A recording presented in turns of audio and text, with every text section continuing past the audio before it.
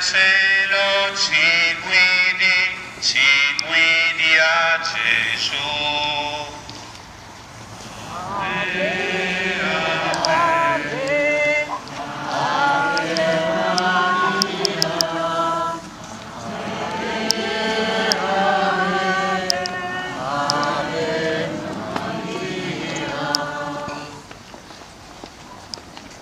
O Vergine Madre purissima, che apparisti a semplici e innocenti pastorelli, insegnandoci quanto dobbiamo amare l'innocenza del corpo e dell'anima, aiutaci ad apprezzare questo dono soprannaturale, oggi tanto trascurato, e non permettere che scandalizziamo il nostro prossimo con parole o azioni. Anzi, aiutiamo le anime innocenti a conservare questo tesoro divino.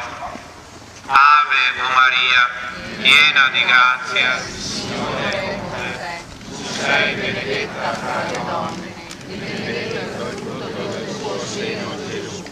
Santa Maria, Madre di Dio, prega per noi peccatori, adesso è l'ora della nostra morte. Madonna del Rosario di Fatima, prega per noi. Mira il tuo popolo, o bella Signora.